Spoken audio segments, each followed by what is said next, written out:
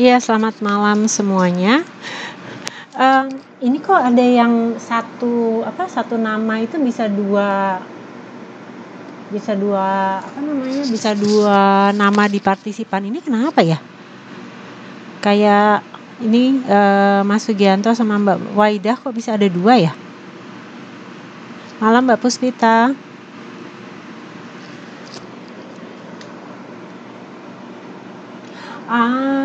Jadi pakai dua account ya?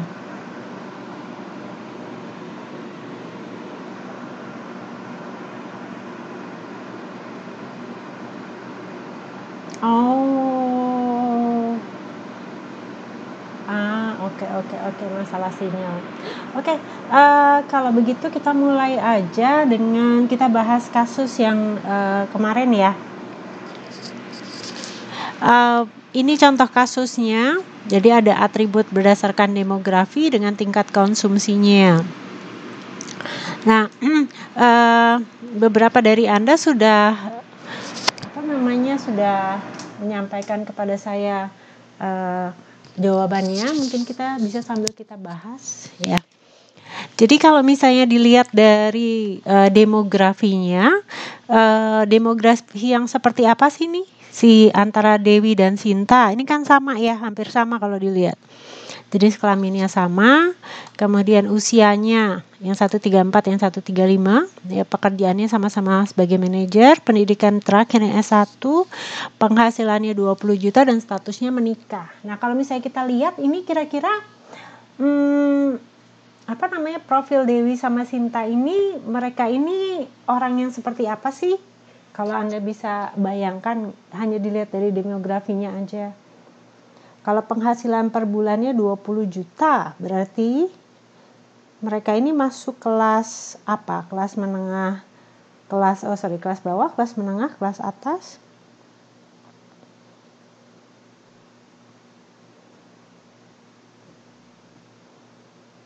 Oke, wanita karir, kelas menengah. Good. Nah, yes Mbak Waidah, kelas menengah. Oke, Mas Sugianto. Nah, kalau misalnya kita lihat nih, ya, antara Dewi dan Sinta, kalau hanya berdasarkan demografinya aja, kelihatannya dua-duanya sama ya. Jadi kita bisa bisa melihat bahwa ini di dalam kelompok yang sama kalau berdasarkan demografi, ya. Tapi ternyata kalau kita lihat dari psikografinya, ya, kalau tingkat konsumsinya, ternyata kedua orang ini berbeda. Nah, apa yang membedakan antara Dewi sama Sinta kalau misalnya kita lihat dari psikografinya atau tingkat konsumsinya? Berarti kalau dilihat nih, Dewi bacaannya Kartini, Sinta itu bacaannya Cosmopolitan.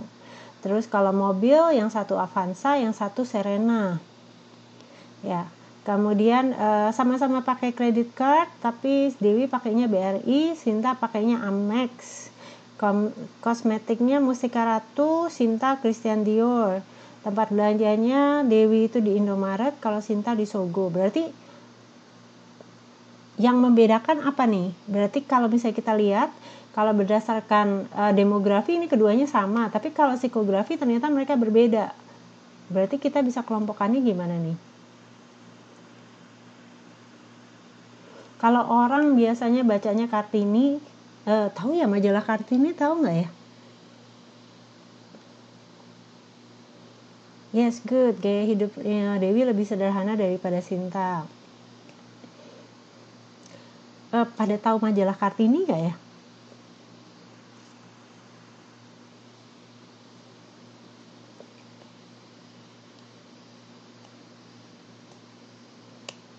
Pernah dengar. Kalau Cosmopolitan?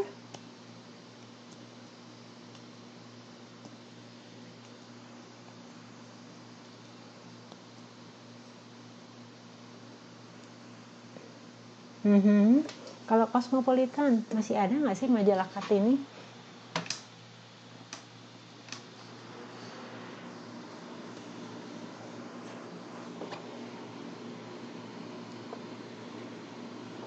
Majalah Kartini itu majalah dalam negeri. Kayaknya udah nggak ada. Saya juga udah lama nggak pernah denger ini majalah ini.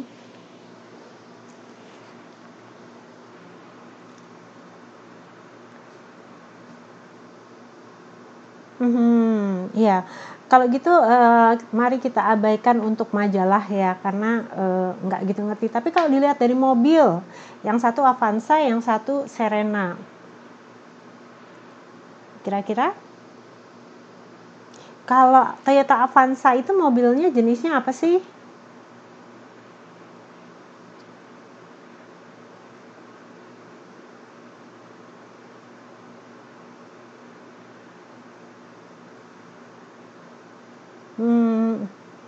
Ya. Apa yang membedakan antara Avanza sama Serena?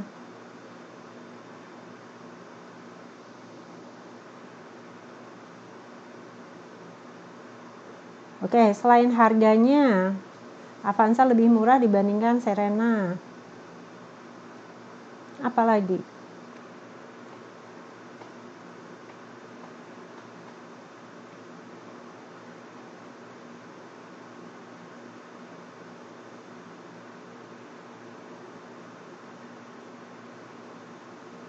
Good. Kalau Avanza itu family car, kalau Serena itu mobil sedan. Yes. Jadi kalau orang yang kira-kira mereka yes modelnya, kalau mereka pakainya Avanza dengan yang pakainya Serena, kira-kira apa tuh? Berarti kalau Avanza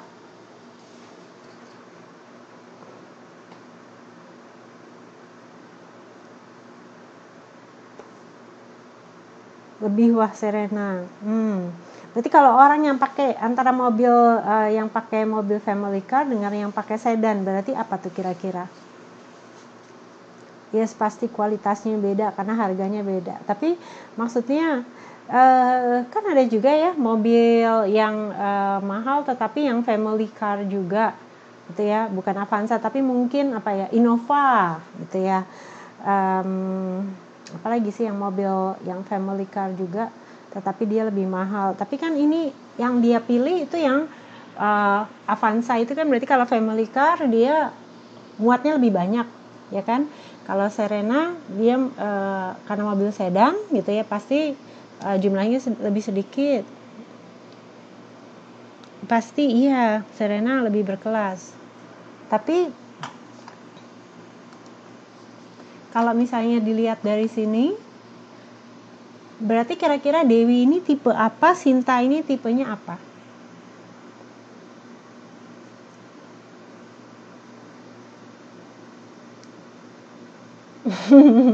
Belum tentu hura-hura juga kali Mbak Puspita. Jadi kalau misalnya dilihat berarti di sini Dewi ini kemungkinan jumlah keluarganya itu dia lebih Dewi sayang keluarga. Belum tentu juga Mas Cinta. Jadi kalau misalnya dilihat Avanza ini kan daya tampungnya lebih banyak ya kan dibandingkan Serena. Berarti memang kalau dilihat Dewi ini dia lebih memperhatikan keluarganya supaya mereka bisa sama-sama dalam satu mobil.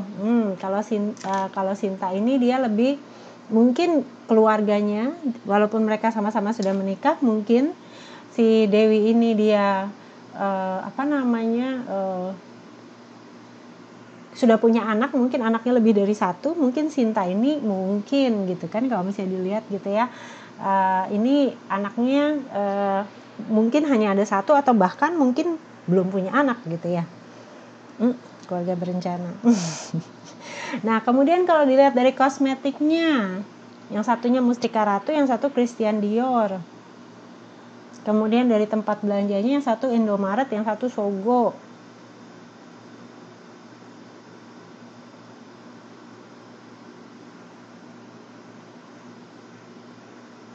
Berarti kalau dilihat walaupun mereka sama-sama ada di dalam kelas menengah atas nih, kalau misalnya dilihat penghasilan per bulannya 20 juta ya, apalagi mereka menikah, berarti kan suaminya juga punya penghasilan, berarti keluarga ini penghasilannya pasti di atas di atas 30 juta per bulan gitu ya.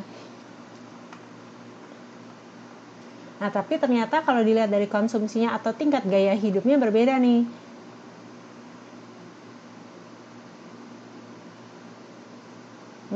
Yes, good. Dewi lebih cinta produk dalam negeri. Sedangkan kalau Sinta, dia lebih lebih mengutamakan penampilan, gitu ya.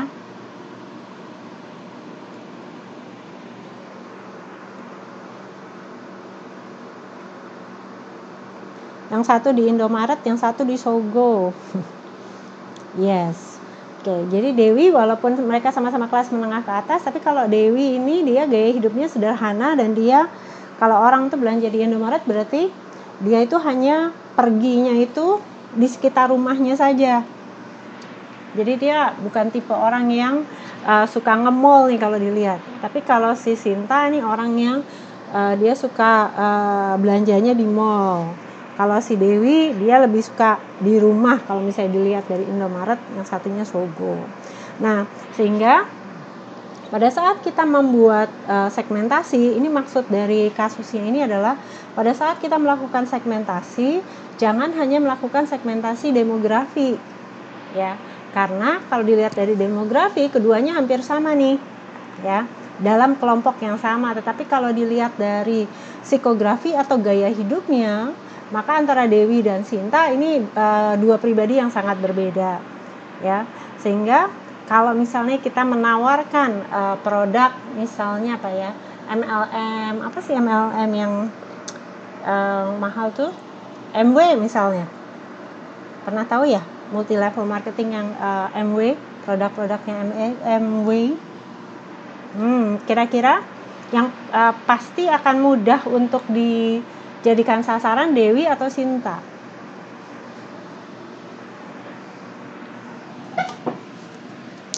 Good, Sinta. Yes. Kalau misalnya kita MW, yes. Oh, berarti Mbak pernah jadi konsumennya MW juga ya, Mbak? Nah, kalau misalnya kita nawarinnya beras gitu ya, berarti yang mana yang akan kita pakai, Dewi atau Sinta? Dewi. Oke ya, paham ya. Jadi kenapa kok segmentasi itu sangat penting, dan kalau kita melakukan segmentasi jangan hanya dilihat dari demografi saja, tetapi juga perlu menggabungkan antara demografi dengan psikografi, ya, psikologis dan demografi itu itu harus digabungkan. Oke, dari sini dulu ada yang mungkin mau ditanyakan?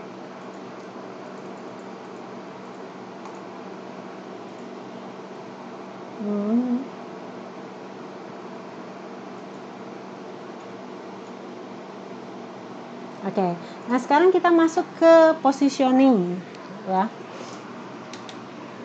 Nah, apa yang dimaksud dengan positioning?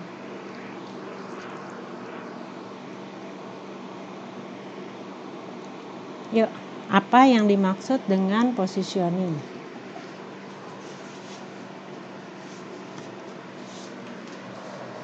Ayo tolong dijawab.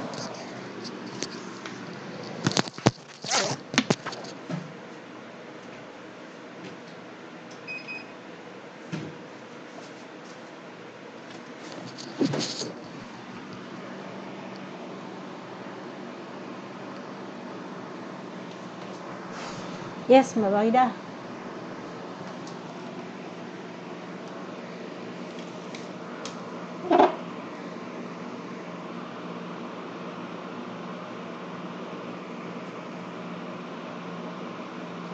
Tindakan perusahaan untuk merancang produk dan bauran pemasaran agar dapat tercipta kesan tertentu di ingatan konsumen. Oke, good, Mbak Sri. Yang lain? Pembentukan citra suatu produk di benak konsumen. Good. Yang lain? Tindakan perusahaan untuk merancang produk dan bauran pemasaran agar dapat tercipta kesan tertentu di ingatan konsumen sehingga konsumen memahami dan menghargai apa yang dilakukan perusahaan dalam kaitannya dengan para pesaing. Good, lengkap nih Mas Gianto. Yes, Mbak Puspita.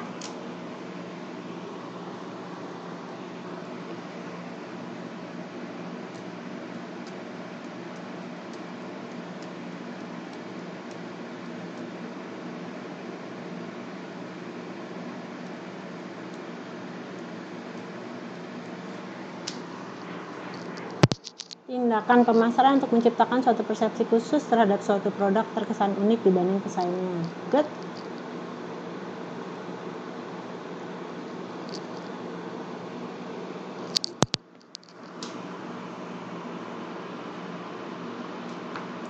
Oke. Yes, Mbak Titin. Tindakan pemasaran untuk menciptakan suatu persepsi khusus terhadap suatu produk ke dalam benak konsumen sehingga produk tersebut terkesan unik dibanding pesaingnya. Good.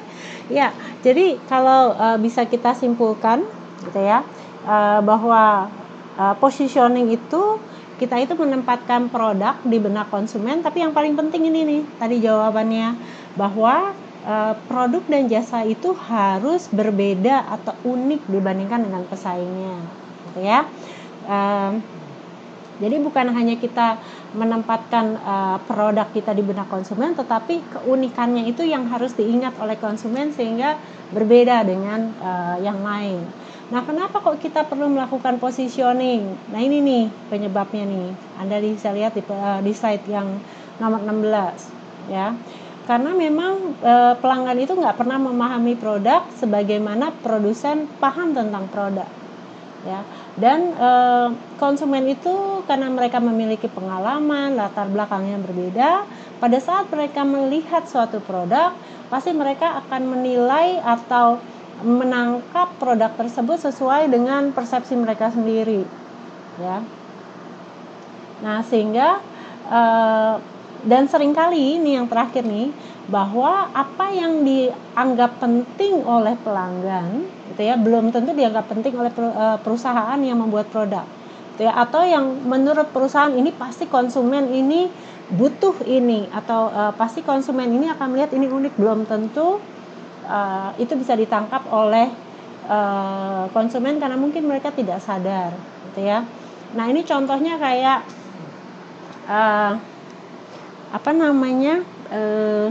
asuransi ya. Nah, asuransi itu produk yang kalau misalnya orang ada yang istilahnya sales gitu, kemudian menawarkan asuransi, banyak orang yang akhirnya menjauh dan nggak mau ditemuin ya, karena memang mereka merasa bahwa saya masih sehat, untuk apa saya punya asuransi gitu ya.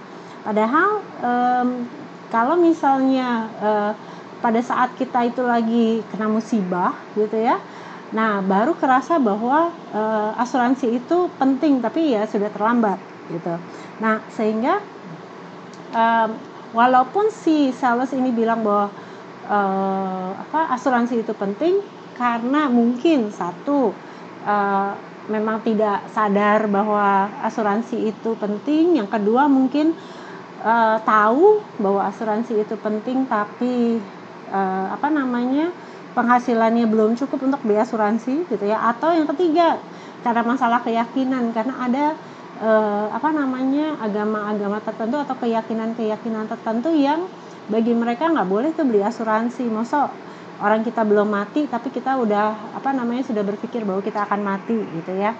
Jadi ada hal-hal yang mungkin di persepsi konsumen itu sangat berbeda dengan apa yang ditawarkan oleh produsen atau perusahaan gitu ya.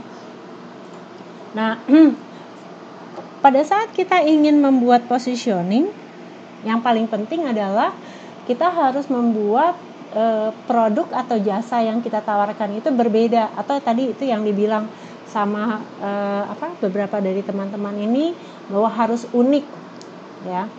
Nah, tujuan dari diferensiasi atau positioning ini adalah bahwa apa yang unik itu ya, itu harus bisa kita komunikasikan dengan baik sehingga konsumen itu bisa menangkap apa yang memang ingin disampaikan oleh produk atau jasa tersebut ya. Nah, ini ada beberapa strategi yang bisa kita lakukan pada saat kita ingin melakukan positioning. Ya, bisa kita dengan menonjolkan ciri-ciri khusus dari produk atau jasa. Ya. Atau kita bisa menonjolkan manfaat, ya, atau kegunaan dari produk atau jasa yang kita tawarkan.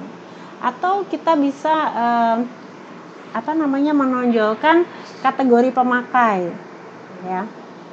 Jadi contohnya kayak rokok.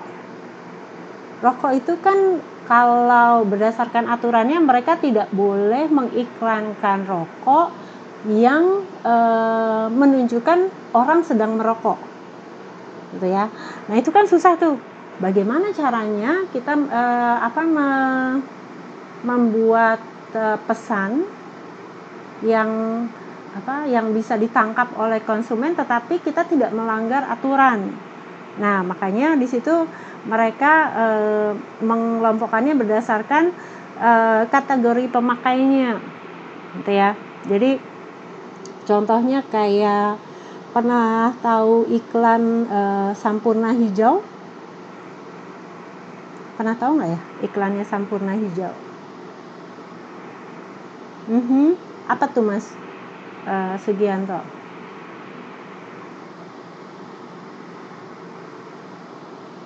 Good, yes, betul Mas Cinta, asyiknya rame-rame, ya.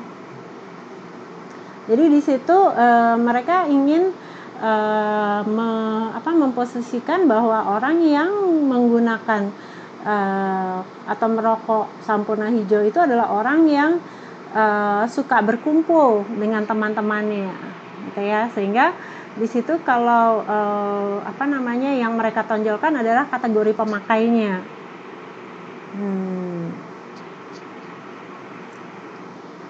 Atau bisa juga ini strategi positioning itu mereka menempatkan produknya melawan pesaing tertentu, ya. Tapi ini sebenarnya positioning yang sejati sekali, coba nancap di hati. Iya. Yang keempat ini, posisi melawan pesaing tertentu ini, kalau di Indonesia, ya, itu dilarang kita melakukan positioning berdasarkan kategori ini, melawan pesaing tertentu, ya. Nah, tapi ada beberapa yang kayak contohnya dulu antara XL dengan Simpati, ya. Dulu tuh Sule itu dia dipakai di iklannya XL. Pernah tahu nggak ya? Waktu itu Sule sama siapa tuh yang kecil tuh, Baim Wong. Baim pokoknya yang anak kecil itu, ya. Dan di situ diposisikan kalau si Sule itu kayak kayak pokoknya berada posisinya di bawahnya si Baim gitu. Nah, kemudian apa yang dilakukan oleh Telkomsel?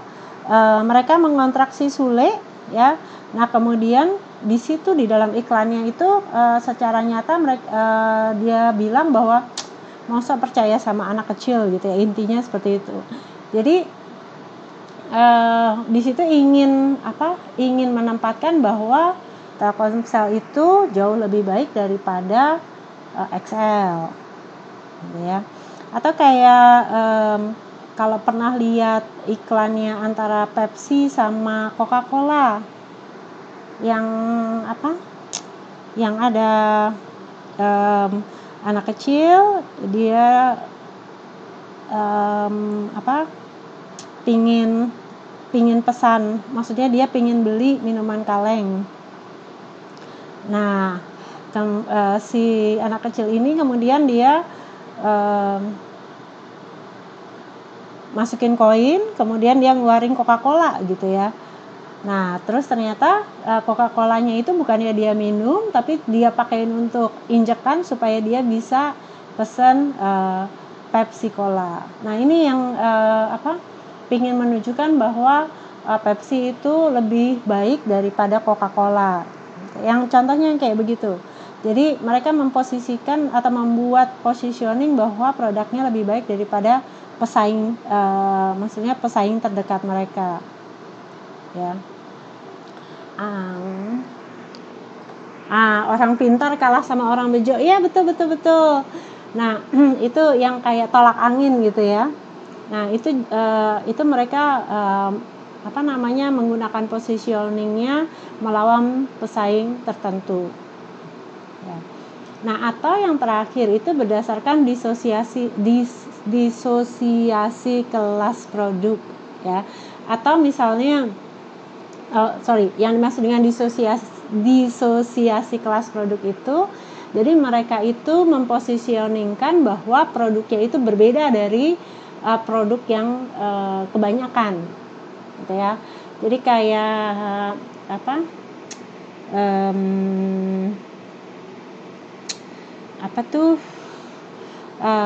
jadi mereka menonjolkan bahwa kalau produk rata-rata itu seperti apa, ya, maka produk saya itu jauh lebih baik daripada produk yang kebanyakan. Saya lupa nih yang contoh positioningnya. Apapun makanannya, minumnya teh botol sosro, gitu ya. Nah, ini maksudnya berdasarkan disosiasi kelas produk. Teh botol sosro kan sebenarnya minuman, gitu ya. Tetapi mereka itu pingin membuat bahwa apapun makanannya, gitu ya. Padahal itu kan kelas makanan ya, bukan kelas minuman. Tetapi mereka pingin bilang bahwa teh botol sosro itu mau diminum itu dengan pada saat mereka mau makan apapun, itu rasanya tetap paling jempol gitu ya, atau paling enak. Nah itu berdasarkan disosiasi kelas produknya. Oke, jadi ini beberapa strategi positioning yang mungkin bisa diterapkan. Dari sini dulu ada yang mau ditanyakan?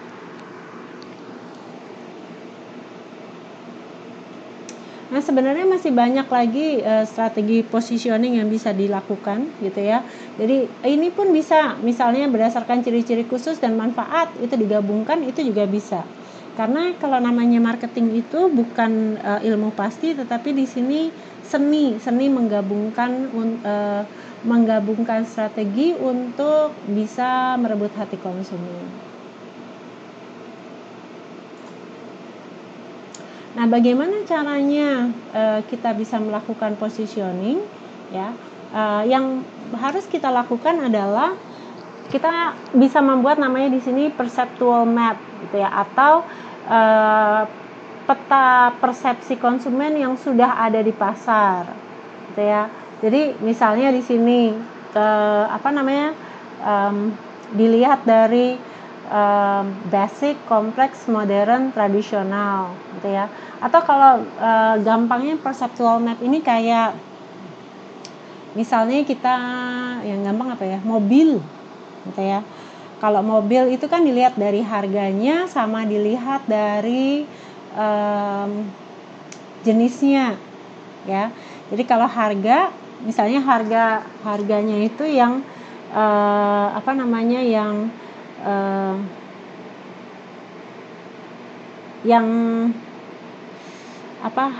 ini yang vertikal, gitu ya. Yang horizontalnya misalnya dilihat dari jenisnya, gitu ya. Jadi kalau misalnya dilihat dari mobil keluarga sama sedan, kan langsung bisa kelihatan nih, misalnya di atas sedan, yang di bawah mobil keluarga. Kemudian dilihat dari harganya, yang harganya murah sama yang harganya mahal, langsung kelihatan di sini, ya. Jadi kalau misalnya di sini yang melintang ini, misalnya kita lihat dari harga, ya. Jadi yang harganya basic atau yang murah, di sini harganya mahal atau kompleks, gitu ya. Kemudian kalau yang di atas ini adalah sedan, gitu ya. Yang di sini misalnya mobil keluarga. Maka di sini kan langsung kelihatan. Kalau tadi Avanza itu kan berarti yang mobil keluarga, kemudian harganya lebih murah, berarti dia ada di sini. Kemudian pesaingnya Avanza Xenia, gitu ya. dia adanya di sini. Kemudian Innova adanya di sebelah sini, ya. Kemudian tadi Serena adanya di sini. Terus apa yang sedan juga tuh yang kecil itu? Bukan Atos, apa namanya? Vios. Apa? Aduh, kok lupa saya merek-merek mobil ya. Nah, jadi dari sini kita pada saat kita pingin Agia ada di sini gitu ya. Nah, pada saat kita ingin membuat persepsi yang kita lihat ya Agia, Kaila gitu ya. Pada saat kita membuat perceptual map ini supaya kita bisa membuat diferensiasi, cari yang pasarnya atau yang kuadrannya ini masih kosong atau yang tingkat persaingannya sedikit ya, atau di sini istilahnya blue ocean strategi gitu ya. Jadi mencari yang belum banyak pesaingnya. Nah, di sini kita bermain pada saat kita membuat diferensiasi. Oke. Dari sini dulu ada yang mau ditanyakan mungkin?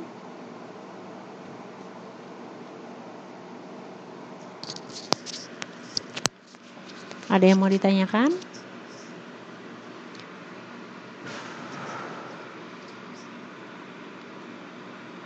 Masih pada hidup.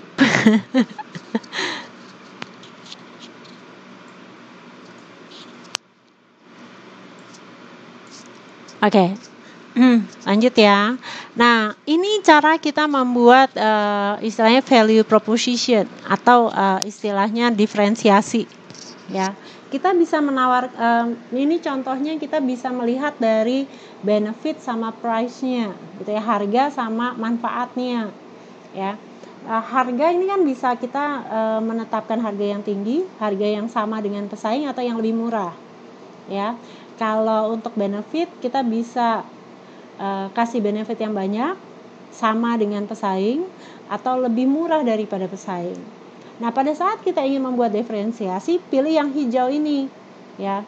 Kita bisa menawarkan harga yang mahal tapi dengan benefit yang banyak, atau harga yang sama dengan pesaing tapi benefitnya lebih banyak daripada pesaing, atau harganya lebih murah tapi benefitnya lebih banyak gitu ya. Atau harganya itu sama gitu ya, tetapi benefitnya juga harganya lebih murah tapi benefitnya sama dengan pesaing. Atau yang ini nih yang terakhir, benefitnya sedikit tapi harganya paling murah gitu ya.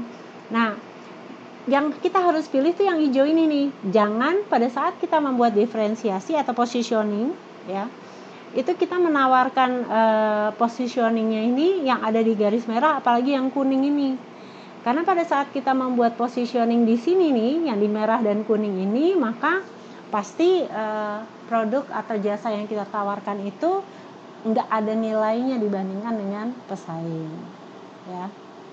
Nah, ini contohnya kayak more for more gitu ya, harganya mahal, benefitnya banyak gitu ya. Itu contohnya kayak tadi Christian Dior yang untuk make up gitu ya. Mereka menawarkan harganya mahal tetapi juga benefitnya atau manfaatnya itu kalau sekali pakai produknya mereka itu katanya gitu ya, maka wajahnya itu bisa lebih kinclong daripada kalau pakai cuman tadi mustika ratu ya. Nah, atau kayak contohnya itu kayak hotel deh, yang hotel bintang 5 ya, Hilton, Hyatt, apalagi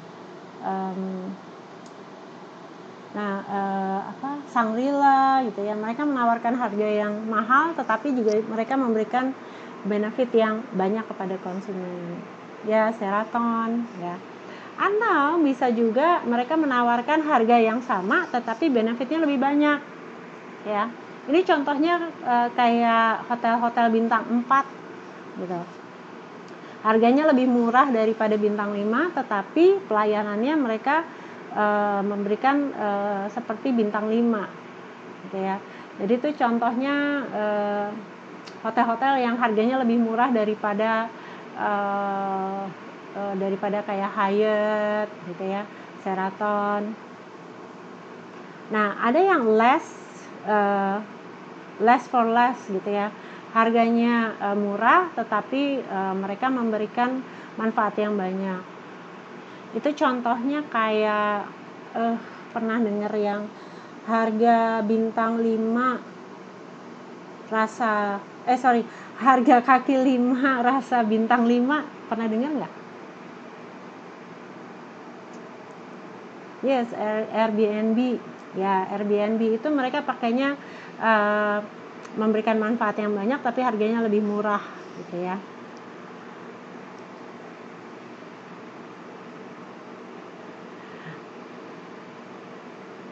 Nah, atau mereka memberikan benefit yang sama tetapi harganya lebih murah. Ya. Airbnb itu ada macam-macam kan. Ada yang mereka Airbnb yang emang kelasnya itu lebih di atas gitu ya. Yang harganya di atas tetapi manfaatnya lebih banyak tetapi harganya tetap murah gitu ya. Atau di sini benefitnya sama tapi harganya lebih murah gitu. Atau di sini benefitnya sedikit tetapi memang harganya murah banget. Nah, ini Airbnb ini dia masuknya di kuadran yang di sini nih, yang di sebelah kanan ya. Jadi more for less, the same for less, sama less for much less.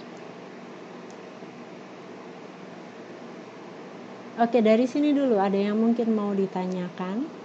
Jadi ini yang paling penting pada saat kita membuat positioning ya, atau kita memberikan value proposition atau penawaran nilai, cari yang di hijau, jangan yang di merah atau yang di kuning.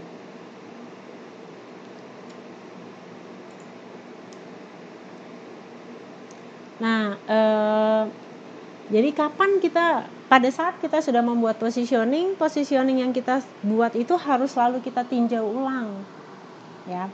Apakah memang positioning yang kita buat itu masih bisa bersaing di pasar atau tidak?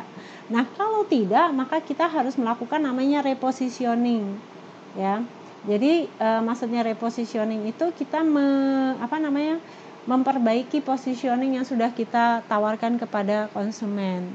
Nah, tujuannya supaya kalau ternyata positioningnya itu belum tepat, maka bisa lebih tajam lagi untuk mencapai segmen produknya ya.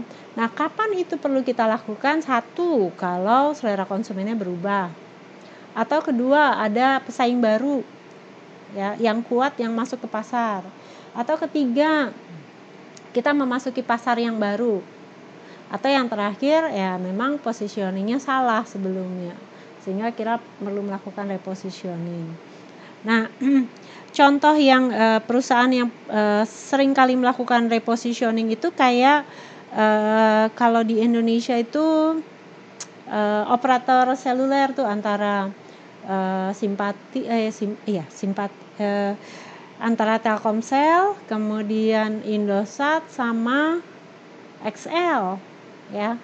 Ini mereka mereka selalu melakukan repositioning terhadap produk mereka karena memang pesaingnya tuh pemain di pasarnya itu sangat sedikit ya, sehingga karena persaingannya begitu ketat maka mereka harus terus melakukan inovasi sehingga konsumennya tahu apa yang berubah gitu dan apa yang menjadi manfaat untuk mereka.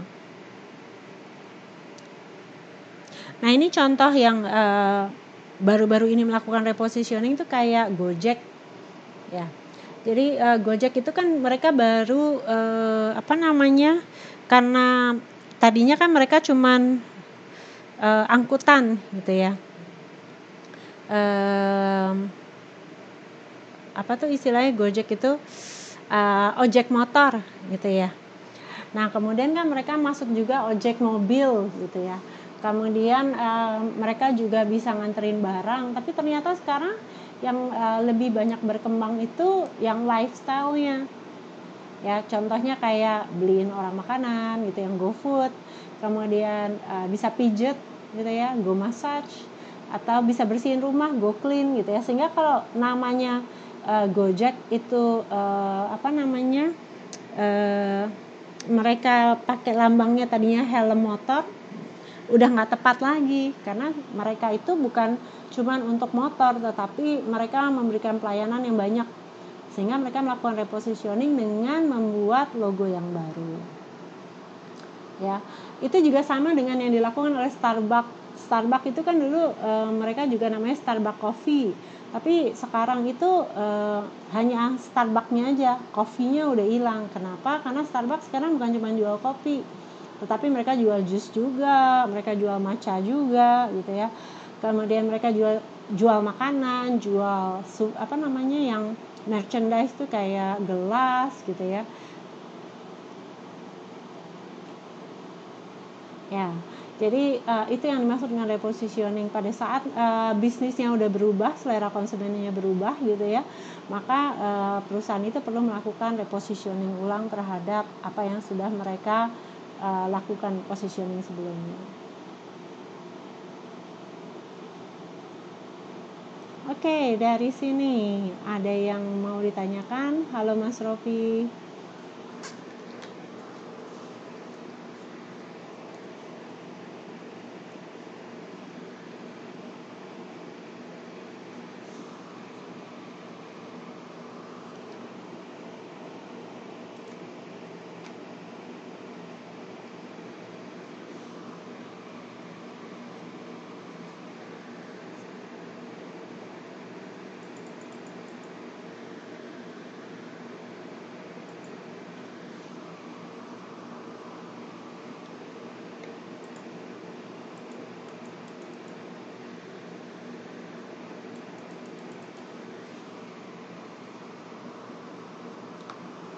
Oke, dari sini ada yang mau ditanyakan?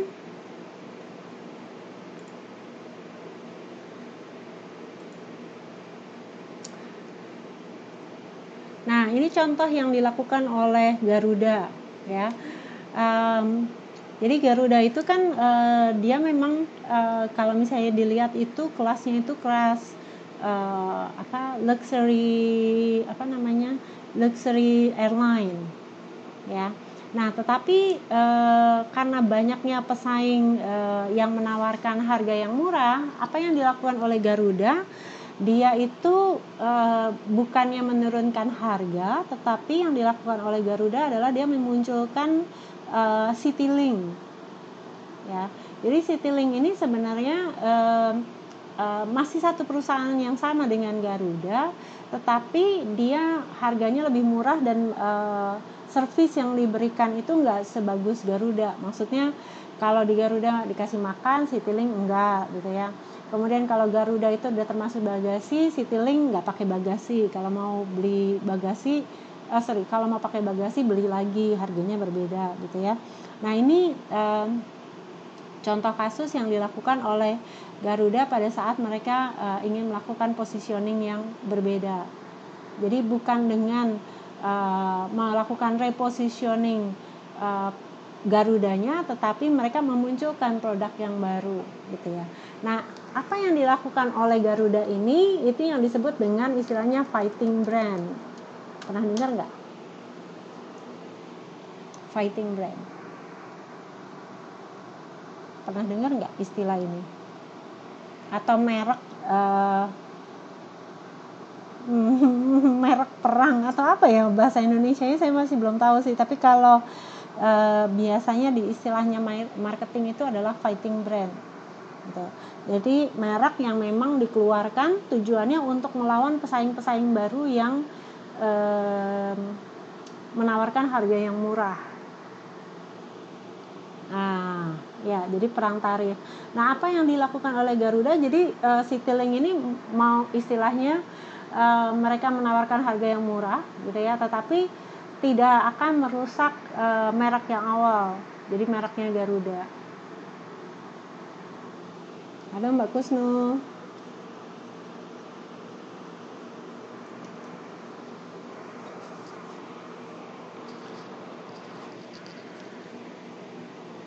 Yes, nggak apa-apa Mbak Kusnu. Oke, dari sini dulu. Mungkin ada yang mau ditanyakan.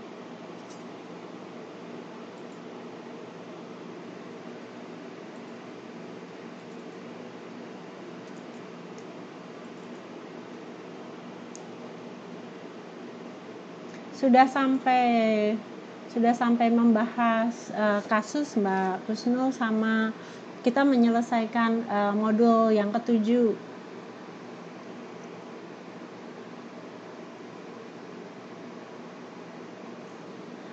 Yes, Mas Sugianto.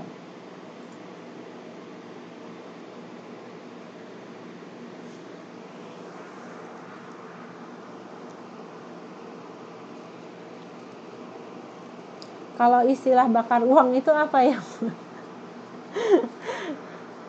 Maksudnya istilah bakar uang itu contohnya tuh kayak yang dilakukan oleh OVO, ya.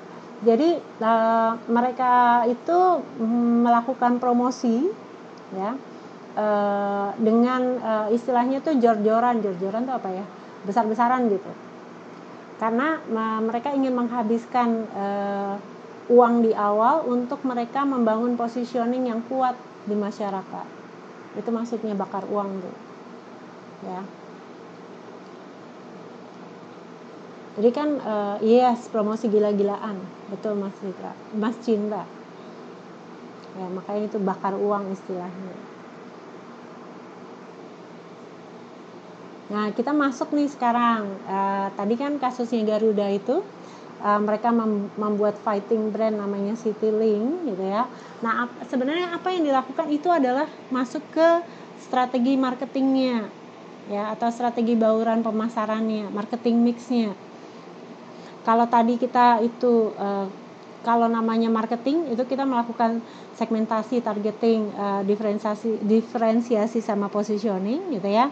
Nah, caranya supaya kita bisa menang itu adalah dengan namanya pakai marketing mix atau bauran pemasaran yang terdiri dari ini produk, price, place, promotion.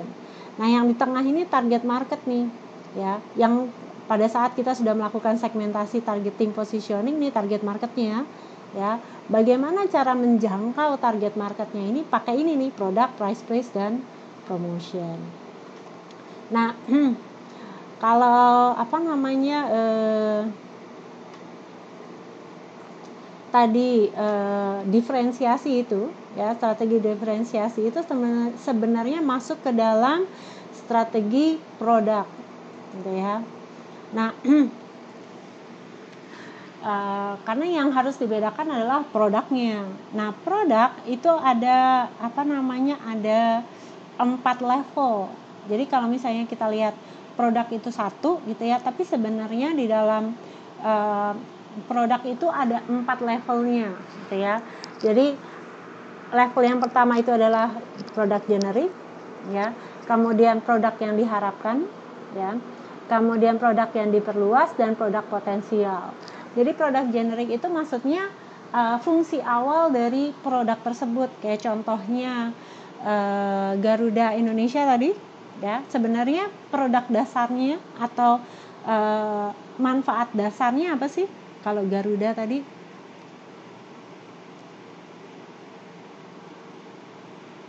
apa manfaat dasarnya produk Garuda itu? Produk generiknya. Yes, Mas Cinta?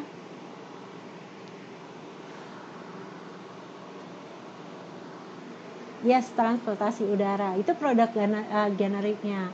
Nah, kemudian apa yang membuat dia berbeda? Maka dia menambahkan produk yang diharapkan oleh konsumen, ya. Jadi kalau namanya orang beli tiket pesawat, berarti apa yang diharapkan? Selain dia bisa mengangkut dengan cepat gitu ya, apalagi yang diharapkan dari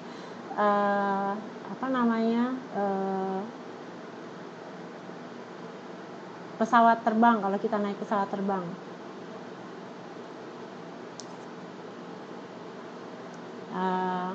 Kenyamanan. Kalau kenyamanan itu keamanan, good, ya.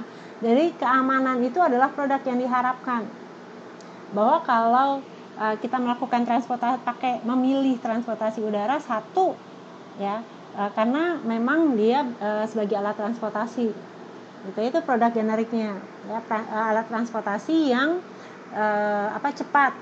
Nah, produk yang diharapkan apa? Bahwa pada saat kita membeli tiket pesawat itu, ya, mereka memberikan jaminan bahwa pasti aman. Itu produk yang diharapkan. Nah, pada saat kita mengembangkan konsep diferensiasi, nah ini mulainya tuh ada di produk yang diperluas sama produk potensial ini, ya. Jadi manfaat tambahan itu ada di diferensiasinya, ya. Jadi contohnya apa yang dilakukan oleh Garuda, mereka memberikan pelayanan yang ekstra. Di situ pramugarinya lebih ramah, makanannya lebih enak, gitu ya. Kemudian mungkin kursinya itu lebih luas, gitu ya. Elementer maksudnya apa? Elementer itu adalah elemen itu bahasa Indonesianya itu elemen, tetapi bahasa Inggrisnya itu sebenarnya atribut, ya, dasar. Produk dasar yang bersifat elementer itu maksudnya tidak bisa digantikan, itu elementer. Aduh, kok susah banget sih nyari ininya istilahnya. Jadi dia itu kebutuhan dasarnya itu elementer maksudnya. Elementary school sama dengan sekolah dasar. Jadi maksudnya kebutuhan yang tidak bisa digantikan oleh produk yang lain. Itu elementer.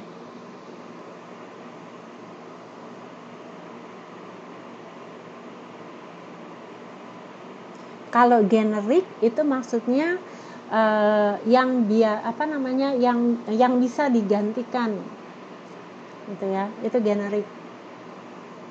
Tapi kalau elementer itu maksudnya dia mendasar, yang kebutuhan yang tidak bisa digantikan. Tapi kalau generik itu berarti dia bisa bisa digantikan dengan produk yang lain.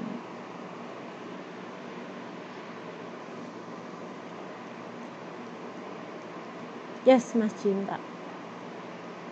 Oh, enggak jadi. Oke. Nah, diferensiasi itu mulainya di produk yang diperluas, ya. Nah, akan lebih pada saat nanti produk itu sudah ditawarkan, ya, maka supaya diferensiasinya itu bisa semakin dikembangkan, makanya mereka masuknya ke produk potensial ini, ya. Jadi contohnya itu kayak yang dilakukan oleh Unilever, ya. Lux itu kan awalnya Lux sih, Lifebuoy, ya. Jadi produk dasarnya itu adalah dia Lifebuoy itu sabun antiseptik, itu kan produk generiknya. Jadi yang bisa membersihkan, tetapi membersihkan dengan higienis, maksudnya bukan higienis, membersihkan bahkan sampai bakteri-bakteri yang terkecil, gitu ya. Makanya dibilang antiseptik. Sehingga produk yang diharapkan itu yang dilakukan oleh Lifebuoy adalah kalau kita pakai Lifebuoy, maka cuci tangan yang kita lakukan itu akan bisa lebih bersih daripada produk sabun yang lain. Makanya kalau dilihat tuh iklan Lifebuoy itu awal-awalnya mereka lihat nih, kalau kita cuci tangan pakai Lifebuoy dengan kalau kita cuci tangan dengan sabun yang lain, gitu ya. Nah, kemudian apa yang dilakukan oleh Lifebuoy, mereka masuk ke diferensiasi dibandingkan dengan yang lain. Jadi manfaat tambahan. Jadi kalau pakai Lifebuoy harganya bisa lebih murah daripada sabun sabun antiseptik yang lain, tetapi dia wanginya itu lebih enak daripada yang lain. Nah, kemudian apa yang dilakukan oleh Lifebuoy, mereka mengembangkan produknya nih, atau produk potensial. Jadi ternyata yang dibutuhkan untuk antiseptik itu bukan cuma sabun, ya, sabun cuci tangan atau sabun mandi, tetapi juga shampoo. Makanya mereka mengembangkan shampoo Lifebuoy, itu produk potensialnya. Oke, dari sini dulu ada yang mau ditanyakan. Jadi kalau misalnya kita melihat produk, ada level produknya itu, ya. Jadi ada yang pertama adalah generiknya atau manfaat dasarnya, ya, atau produk dasar atau manfaat dasar yang tidak bisa digantikan. Kemudian produk yang diharapkan itu level yang kedua. Kemudian diferensiasinya itu masuk di level yang ketiga, produk yang diperluas. Kemudian produk potensial itu yang level keempat, bagaimana kita mengembangkan produk yang sudah ada itu dengan menambahkan manfaat baru atau kegunaan baru. Yes, Mbak Puspita.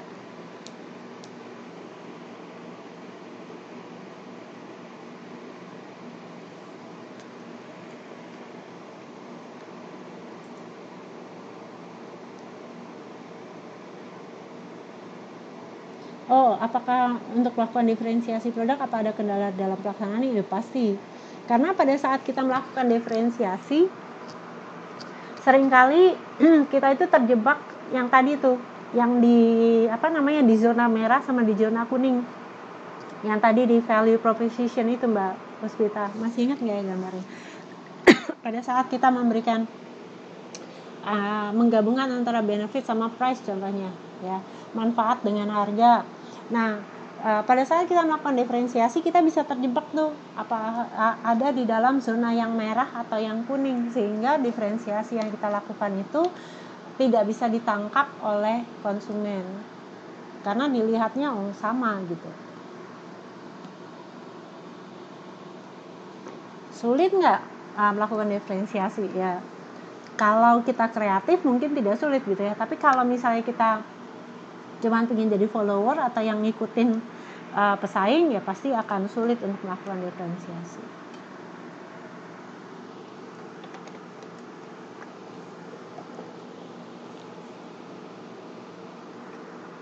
Menjawab Mbak Puspita?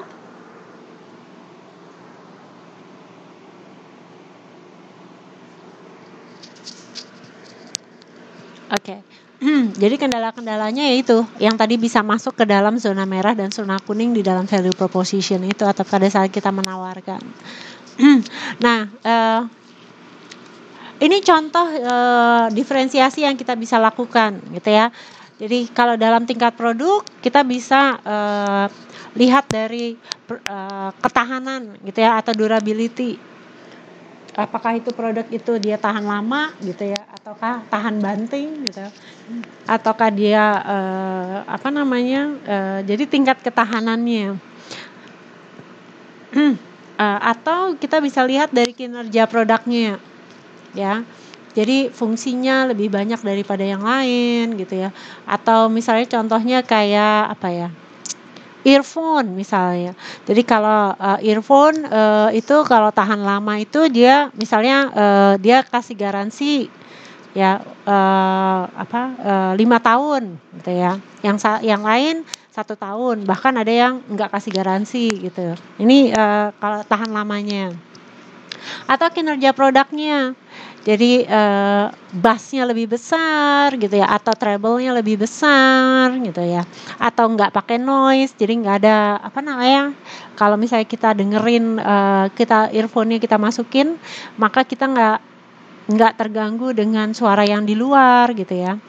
Atau yang ketiga mudah diperbaiki ya, atau modelnya atau desainnya itu kita buat berbeda gitu ya, atau produk yang kita tawarkan itu lebih hemat energi. Ini contohnya diferensiasi kalau dari produknya yang bisa kita lakukan ya.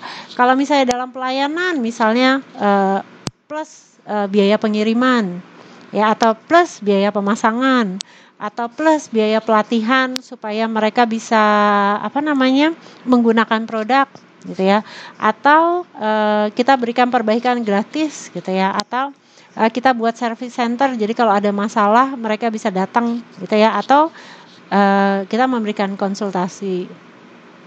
ya. Kalau dilihat atau kita bisa melakukan diferensiasi di SDM-nya, ya, berdasarkan kompetensi SDM-nya, gitu ya, sopan santun, responnya dapat diandalkan, gitu ya.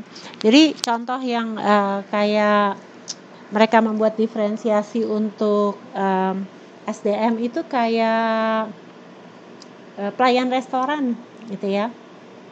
Kalau misalnya kita datang ke mana? Apa ya, kalau di Indonesia tuh mereka punya greeting tertentu atau cara menyambut konsumen, gitu ya. Jadi kayak kalau Pizza Hut itu dia pakai gayanya tuh tangannya ditaruh di depan gitu, kemudian selamat siang atau selamat malam, nama saya gitu ya. Kemudian nanti teman saya siapa namanya akan membantu Anda untuk Anda bisa melakukan pemesanan gitu ya. Jadi di situ greetingnya atau cara mereka menyambut tamunya berbeda ya. Atau di situ cara meresponnya. Jadi kalau misalnya ada orang yang memanggil, kemudian cara mereka menjawabnya itu berbeda dengan restoran-restoran yang lain. Jadi di sini kalau sumber daya manusianya itu orang yang memberikan pelayanannya yang dibuat berbeda dibandingkan dengan pesaingnya. Atau yang terakhir kita bisa membuat diferensiasi di image atau citranya, ya, bisa dengan kondisi fisik bangunannya gitu ya, atau cara mereka membangun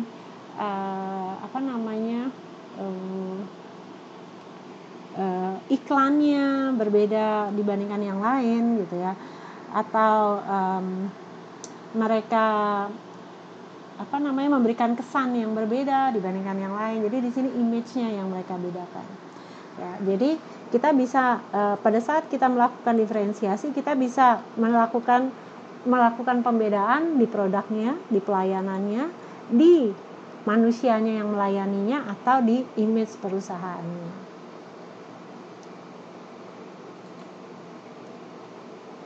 Oke. Nah, yang paling penting pada saat kita membuat diferensiasi ada 6 hal ini, bahwa diferensiasi atau pembedaan itu nggak gampang ditiru oleh pesaing, ya.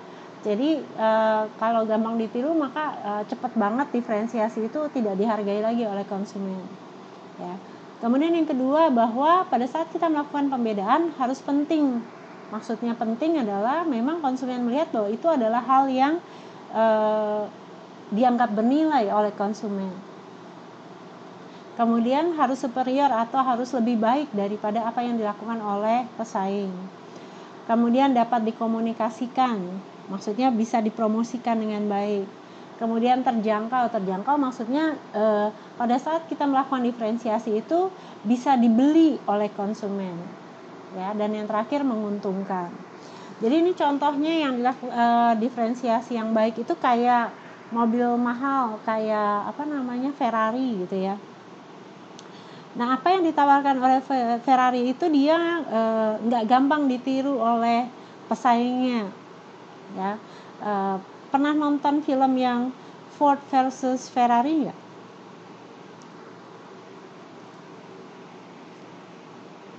Ada yang pernah nonton nggak tuh, yang Ford versus Ferrari? Jadi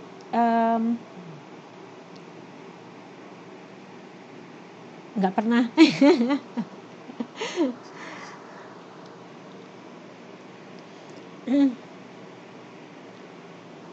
Nontonnya sinetron, ayo, susah juga nih kalau sinetron, soalnya nggak nonton nih. Jadi yang paling penting adalah pada saat kita membuat diferensiasi itu nggak gampang ditiru. Jadi kayak contohnya Ferrari itu dia itu desainnya baik, ya, makanya dibilang tuh handmade car Ferrari itu. Jadi setelah mereka diproduksi di pabrik, maka dibongkar lagi tuh mobilnya, kemudian diassembling ulang. Jadi dilakukan oleh orang. Jadi mereka itu akan melihat apakah sambungannya itu sudah baik atau belum. Kemudian jadi benar-benar dicek, satu mobil itu benar-benar dicek langsung dengan dengan manusia, ya. Beda sama kayak mobil Toyota gitu ya. mereka itu buatnya massal. Nah, sehingga kalau misalnya kita terima mobil Toyota itu ada kemungkinan ada halnya yang cacatnya gitu ya. Tapi kalau misalnya kita terima mobil Ferrari atau Mercy gitu, itu pasti pada saat kita terima udah merem aja gitu, udah pasti mereka cek dengan baik gitu ya. Nah, jadi itu yang tidak mudah ditiru pesaing, sehingga makanya harganya mereka mahal. Kalau kita lihat mobil Toyota gitu ya, harganya pasti jauh lebih murah. Ya. Yeah. Sule. Nah, kemudian apa yang ditawarkan oleh Ferrari itu penting gitu ya. Jadi satu, mereka jadi mobilnya itu perfect ya. Kemudian yang kedua, mereka mobilnya cepat. Nah, orang-orang yang sangat peduli terhadap penampilan dan dengan performa itu pasti mereka pilihnya Ferrari karena itu dianggap penting ya. Kemudian superior, sampai sekarang tuh kalau orang bilang Ferrari nggak ada orang yang nggak tahu apa itu Ferrari, makanya dia superior gitu ya, lebih baik daripada yang lain. Kemudian dapat dikomunikasikan kenapa sih Ferrari itu baik gitu ya.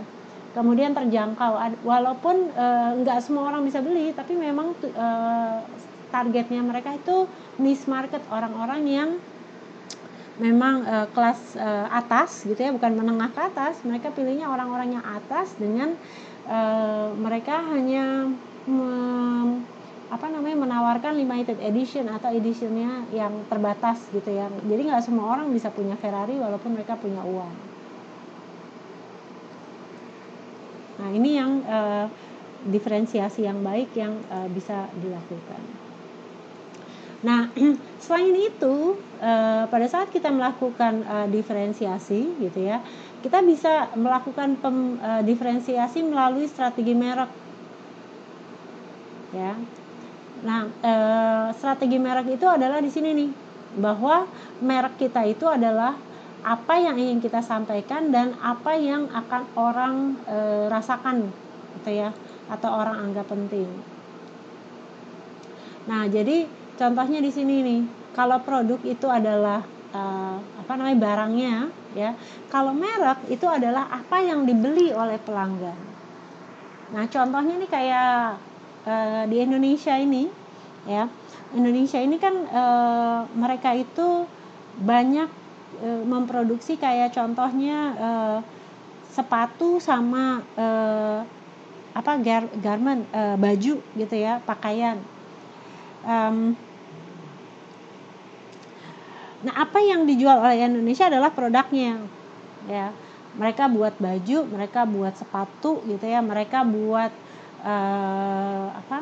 barangnya, tas gitu ya. Tetapi apa yang dibeli oleh pelanggan adalah mereknya. Jadi walaupun misalnya sama-sama sepatu yang diproduksi oleh PT X gitu ya, tetapi yang satu mereknya Nike, yang satu mereknya Nike, padahal diproduksi di tempat yang sama ya, dengan barang yang maksudnya dengan bahan baku yang sama ya, tetapi orang itu akan melihat mereknya. Jadi bukan produknya yang dilihat tapi mereknya. Walaupun ini produknya sama persis, yang satu mereknya Nike, yang satu mereknya Nike, yang mana yang pasti kita akan beli? Yang pasti akan kita pilih yang Nike atau yang Nike? Pasti Nike ya.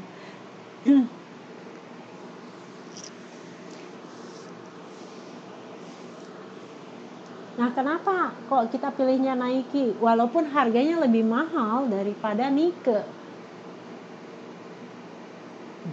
Iya, karena ada kualitas gitu ya. Pada saat kita melihat merek Nike, kita percaya bahwa ini produk walaupun sama gitu ya bentuknya, tapi pasti ini lebih baik daripada produk yang satunya. Nah, ini yang kenapa kok merek itu sangat istilahnya sangat berpengaruh terhadap suatu produk. Dipakai juga nyaman, empuk, ya. Tetapi sebenarnya Indonesia itu banyak sepatu Nike itu yang paling banyak dicari itu sebenarnya yang merek Indonesia ya, karena memang katanya kalau Indonesia kualitasnya jauh lebih baik daripada Vietnam ya, atau Kamboja ya. Padahal sebenarnya produknya sama gitu ya. Yes, Adidas juga sama. Nah ini, jadi itu merek, kenapa itu penting. Jadi contohnya lagi kayak Coca-Cola ya, atau baju kaos gitu ya, yang yang kaosnya sama, tetapi yang satu itu ada tulisannya apa ya, yang terkenal itu Hard Rock gitu ya, yang satunya Hard Rock Cafe gitu, yang satunya hard work gitu ya, bukan hard rock tapi hard work gitu. Mana yang akan Anda pilih? Yang ada hard rock cafe-nya atau yang hard work-nya, kerja keras gitu maksudnya.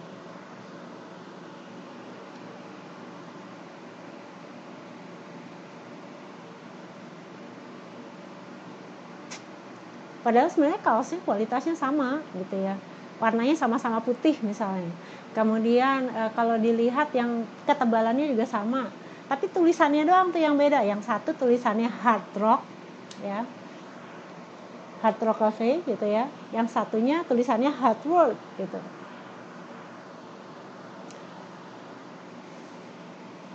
Biasanya, nah ini Mbak Kusnul yang tidak biasa gitu ya, pilihnya yang hard work. Kalau orang yang atau yang satu tulisannya Nike gitu ya, yang satu tulisannya Power. Indonesia punya apa ya? Asik. Yang mana yang Anda akan pilih? Yang tulisannya Nike gitu ya, atau yang tulisannya Asik? Kaos.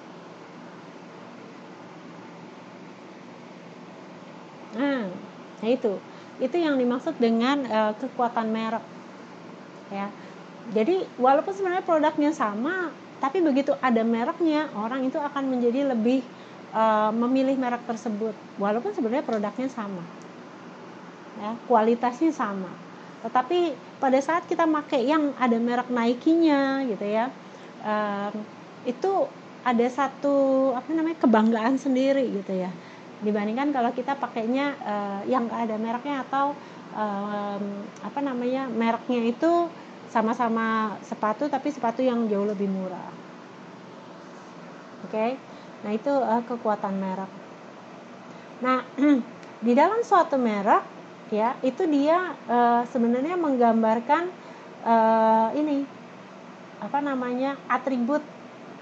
atribut itu maksudnya manfaat yang ditempelkan di produk tersebut gitu ya. Itu atribut, kayak misalnya kita ngelihat kalau Nike itu ada gambarnya kayak angin itu kan, yang bus itu ya.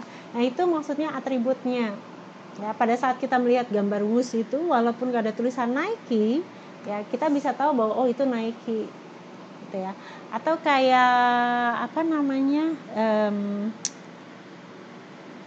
Adidas tuh cuman dia garis-garis miring gitu, tiga biji gitu ya, cuman kayak begitu doang, kita udah tahu oh itu pasti Adidas gitu, walaupun di situ nggak ada tulisannya gitu ya.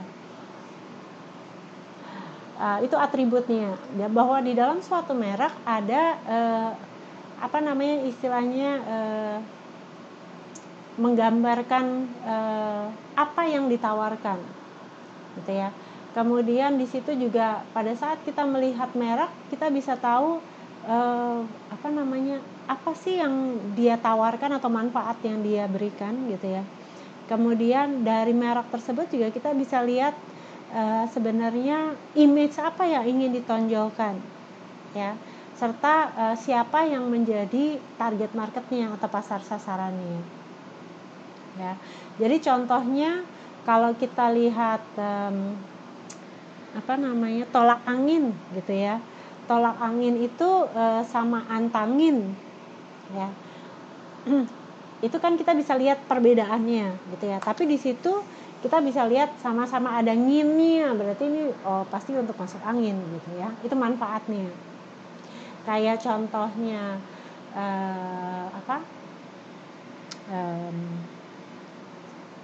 pada saat kita melihat Indomie, apa yang ada dalam gambaran di dalam benak kita tuh pada saat kita lihat Indomie itu apa sih? Biasanya apa yang itu yang dimaksud dengan citra atau istilahnya brand image gitu ya. Pada saat kita melihat Indomie atau mendengar Indomie, iya, mie gitu ya. Terus apa lagi? Rasa, Indomie itu berarti Indo gitu ya. Itu berarti dari Indonesia gitu ya. Kemudian Indomie, kelihatan nggak siapa sasarannya? Kalau Indomie,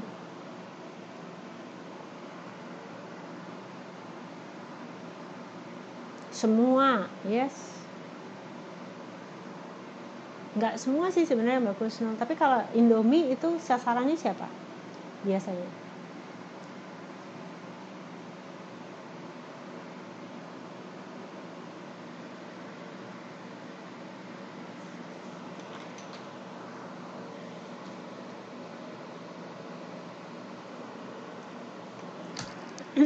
Siapa sih orang yang beli mie instan itu? Orang yang seperti apa sih pasar sasarannya mie instan itu?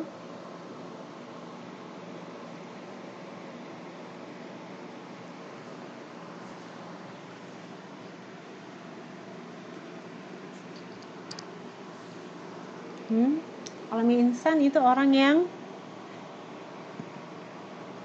nggak punya waktu yang banyak untuk memasak, tetapi yang pingin kenyang tetapi rasanya enak. Nah itu tuh yang image-nya Indomie ya, gampang dibuat, cepat membuatnya, tapi rasanya enak gitu ya.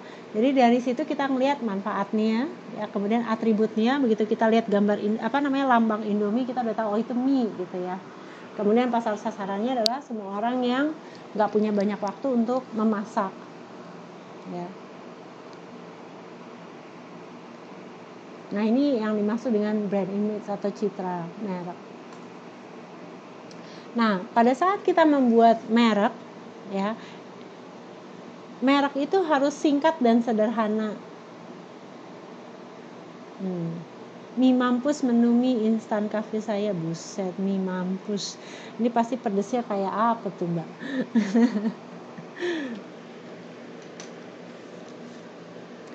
Nah, pada saat kita membuat merek itu harus singkat dan sederhana. Nah, itu kayak mie mampus gitu ya. Sederhana, singkat, tapi kita udah tahu wah itu pasti udah mampus gitu ya. Kemudian mudah dieja dan diucapkan. Nah, sangat pedas gitu ya. Jadi harus gampang diucapkan. Kemudian dari situ juga terlihat manfaat produknya. Ya tadi tuh mie mampus itu kan singkat, sederhana, gampang dieja dan diucapkan, dan kita tahu pasti pedesnya itu mampus, pedes banget gitu ya. Kayak rawon setan gitu.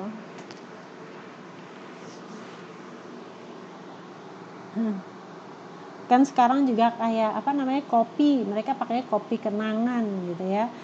Jadi itu singkat, sederhana, mudah dieja dan diucapkan gitu ya, gampang diingat, tapi langsung manfaat produknya ini juga bisa kelihatan. Iya, bakso mercon, nah kayak gitu-gitu.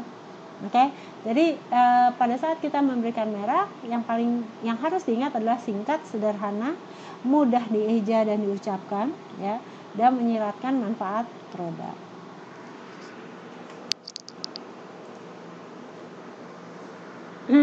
Nah, ini mungkin manfaat merek ya. Jadi kalau kita punya merek, maka produk itu menjadi gampang dikenali. Kemudian bisa mengangkat citra perusahaan, kemudian melindungi dari usaha pemalsuan, atau di sini ada hak patennya gitu ya. kemudian sebagai kekayaan yang tidak ternilai, memberi peluang untuk mendapatkan kelompok pelanggan yang setia, serta mempermudah komunikasi dan pemasaran. Nah, ini contohnya kayak yang dilakukan oleh Gulaku di Indonesia. Ya, sebelum Gulaku, itu namanya gula itu nggak pernah ada merek. Ya, tetapi begitu muncul Gulaku, kemudian dengan dengan iklannya, ya. Nah, sehingga pada saat kita melihat yang warnanya hijau kemudian ada tulisan Gulaku, itu pasti produknya bagus, lebih bagus daripada yang nggak ada mereknya, gitu ya. Sehingga orang kalau misalnya disuruh milih antara Gulaku dengan yang nggak bermerek, pasti orang kebanyakan akan memilih yang Gulaku, karena di situ orang lebih percaya bahwa akan ada yang, kalau misalnya ternyata produknya jelek, mereka tahu kemana mereka harus melapor atau komplain, gitu ya. Itu manfaat merek. Oke, dari sini dulu ada yang mau ditanyakan. Nah, makanya sekarang kayak contohnya furniture, ya. Furniture itu dulu nggak ada tuh namanya mereknya, ya. Tapi sekarang mulai muncul tuh, ada Olympic, kemudian ada yang merek mahal, ya, Celine. Nah, itu membuat orang itu biasanya pasti akan lebih memilih produk tersebut yang punya merek.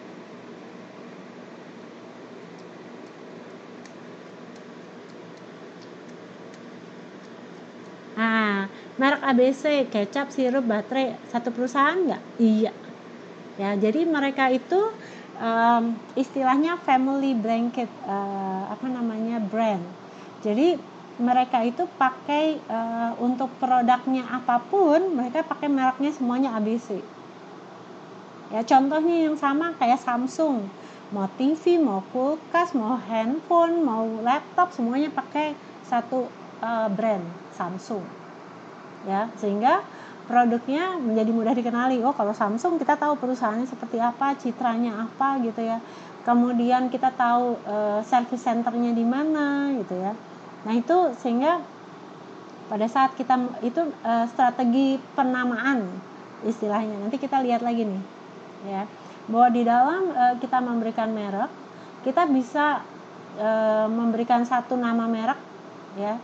Kayak contohnya ini ABC, Samsung, gitu ya. Untuk produknya apapun namanya sama, ya. Tapi ada kelebihan, ada kekurangannya. Kelebihannya kalau mereka mengeluarkan produk baru apapun, ya, maka karena mereknya sudah terkenal, jadi orang itu gampang untuk menerima produk tersebut, ya. Tapi kalau ternyata produknya itu jelek, ya, padahal sebenarnya cuma untuk satu jenis produk aja, tapi itu bisa mempengaruhi seluruh merek perusahaan, ya. Itu kelemahannya.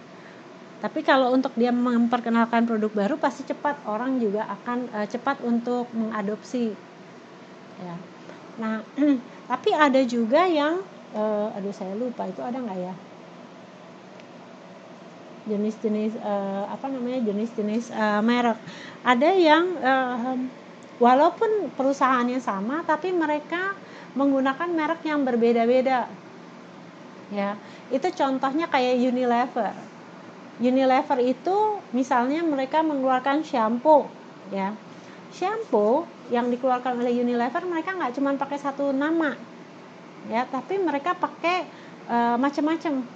Ya, ada shampoo tuh ada shampoo clear, kemudian ada tadi Lifebuoy, kemudian apa lagi ya, Sunsilk, ya.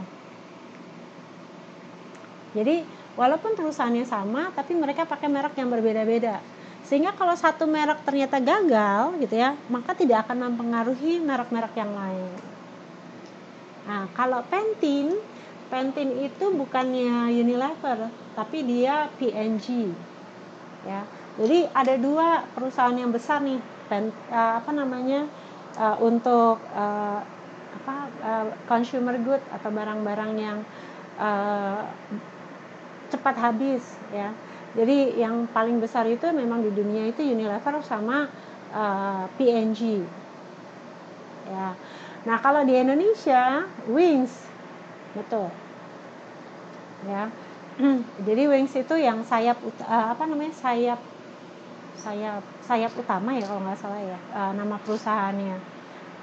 Mereka juga sama mengeluarkan produk-produk dengan merek yang berbeda.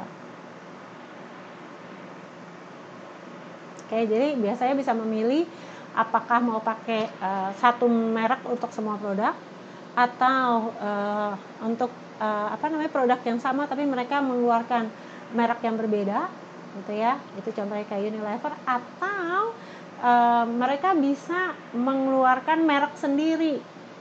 Itu yang contohnya yang dilakukan oleh Carrefour gitu ya. Kemudian kalau di sini kayak di Family Mart, kemudian 7-Eleven gitu ya. Tapi yang paling gampang dilihat tuh kayak Carrefour, mereka ngeluarin kayak gula mereknya Carrefour, kemudian tisu mereknya Carrefour gitu ya. Jadi itu istilahnya private brand ya. Ya, Alfamart itu namanya private brand.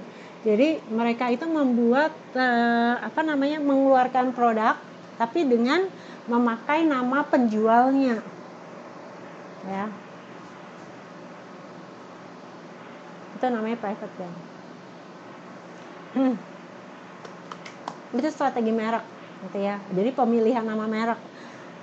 Nah, atau bisa yang di sini ya, kalau kita lihat merek itu ada tingkatannya ya.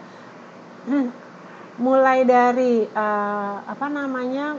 yang nggak suka sama merek gitu ya, tidak mengenal merek, mereka sudah kenal merek, mereka sudah memilih tetapi belum membeli, atau mereka yang sudah membeli, atau di sini istilahnya kegigihan merek gitu ya.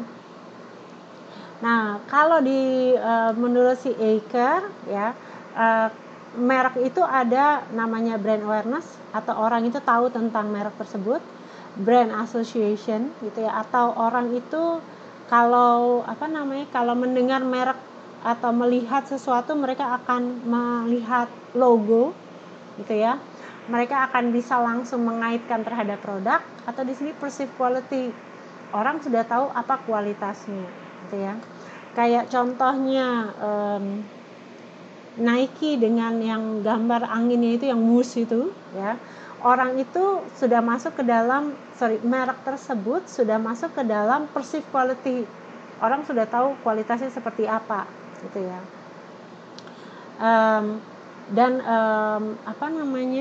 Pada saat mereka melihat merek tersebut, mereka udah langsung masuknya ke perceived quality. Tapi ada merek-merek yang baru gitu ya, mereka baru masuknya ke brand awareness ini, bahwa mereka tahu ada merek tersebut gitu. Kayak ini kalau menurut Aker.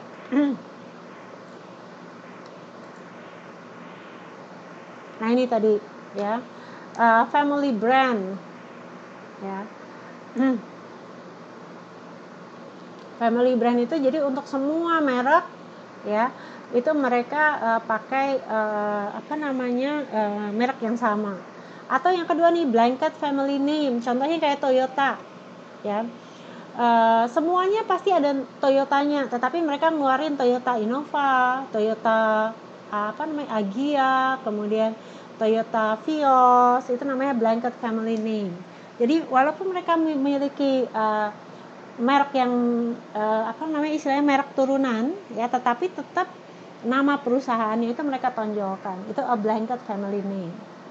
Atau individual brand itu contohnya kayak ya Unilever itu ya. Atau yang terakhir nih, jadi nama perusahaannya mereka gabungkan dengan individual product name. Jadi ini sebenarnya hampir sama dengan blanket family name gitu ya. Tapi saya nggak tahu kenapa kok ini dia pisahkan sendiri, namanya company trade. Mungkin ini yang dimaksud dengan tadi private brand ini ya. Jadi mereka mengeluarkan nama dagang, ya, kayak contohnya tadi Carrefour, ya, tetapi mereka sebenarnya memesan dari supplier yang sama. Jadi contohnya kayak di Giant, di Indonesia tuh ada namanya Giant, dia tuh dulu mengeluarkan mie, ya, mie Giant mereknya. Aduh, begitu saya ngelihat dikasih gratis itu, tapi saya nggak berani makan gitu ya, karena saya nggak tahu dari mana nama perusahaannya gitu ya. Karena mereka mengeluarkan merek sendiri. Nah, kemudian apa yang dilakukan oleh Giant, dia di situ dia keluarin namanya mie Giant, kemudian di situ dia pakai tuh produced by Indomie.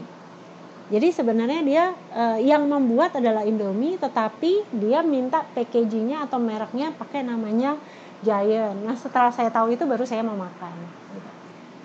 Ya, jadi itu private brand, tapi dia gabungkan dengan siapa sih nama produsennya gitu.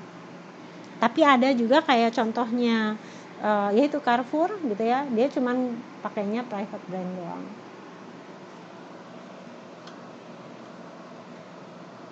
Atau sebenarnya strategi pemilihan merek itu juga bisa pakai licensing.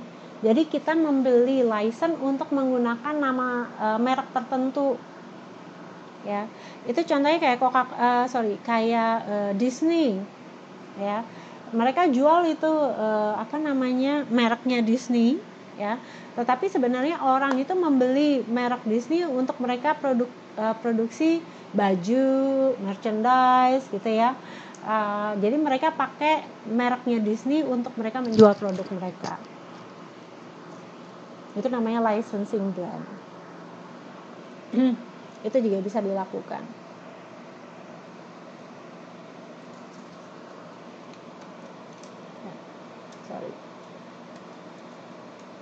Ini istilahnya licensing brand. Jadi mereka beli merek untuk mereka bisa jual produk.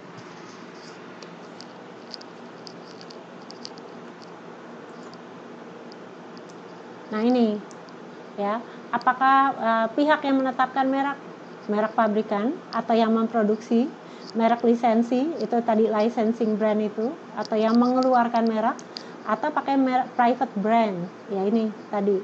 Jadi yang mereka memberikan nama merek berdasarkan siapa yang memproduksi, atau siapa yang memiliki merek, atau siapa yang menjual, itu merek private, ya.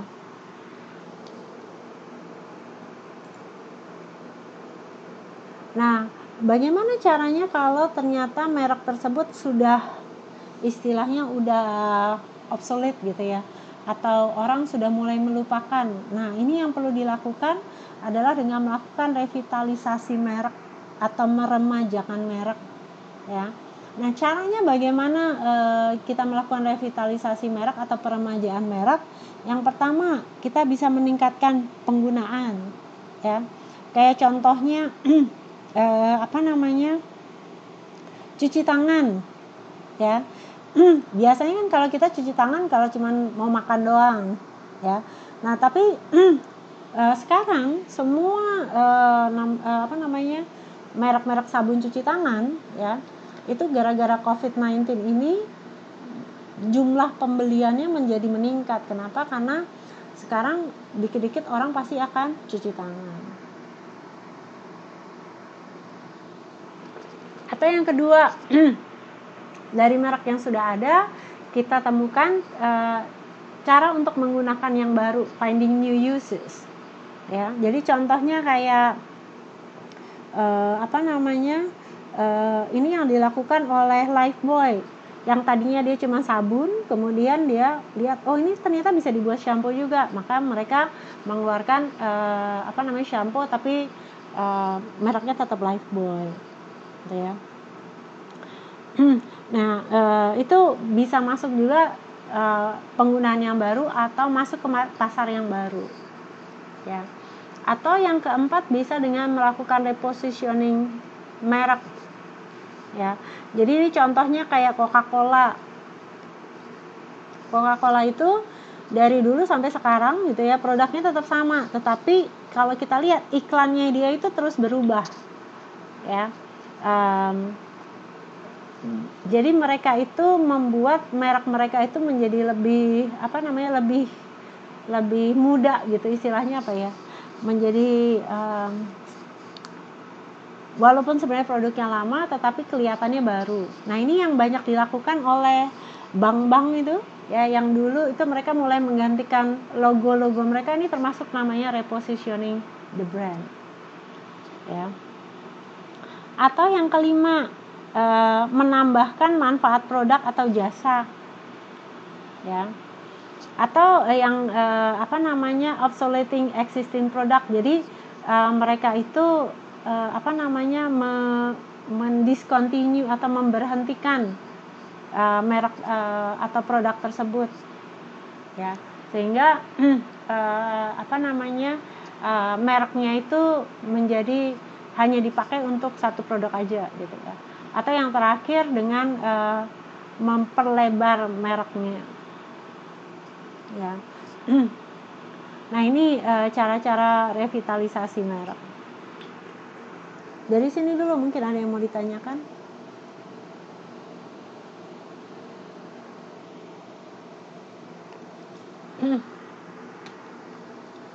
Yes, Mbak Yuni.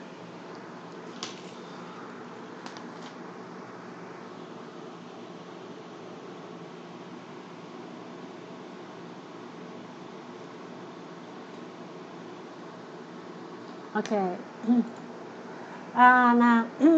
Tadi kita masihnya ke produk itu kalau di sini dia lebih menekankan ke diferensiasi sama mereknya ya. Nah, sekarang kita akan masuk ke strategi harga, promosi dan distribusi ya.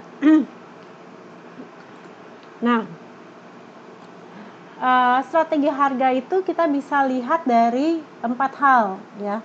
Apakah yang kita jual itu produk baru atau produk lama ya. Ini namanya kalau produknya baru maka harganya ada 2 ya. Kita bisa menerapkan harga yang setinggi-tingginya, jadi harga yang mahal gitu ya pada saat kita meluncurkan produk baru, kemudian pelan-pelan harganya kita turunkan ya. Atau kita jual harganya yang murah duluan gitu ya, kemudian pelan-pelan kita naikin harga. Itu kalau untuk produk baru ya. Tapi kalau produk yang lama kita bisa lakukan yang di sini nih, yang 3 ini.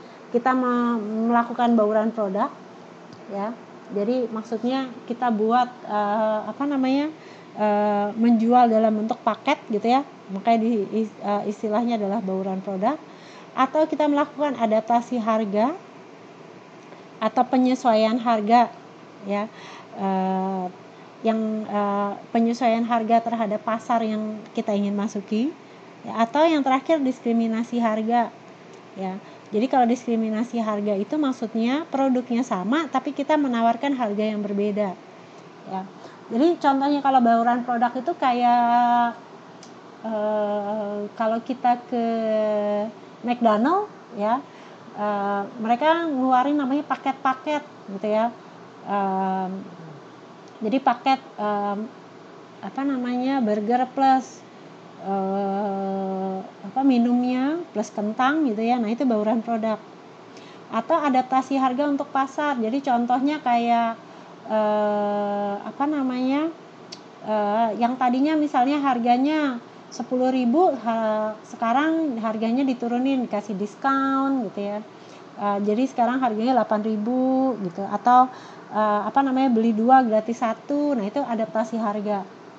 Nah, kalau yang keempat diskriminasi harga itu contohnya kayak kita nonton konser gitu ya. Konsernya tetap sama, tetapi harganya beda-beda berdasarkan lokasi tempat duduknya.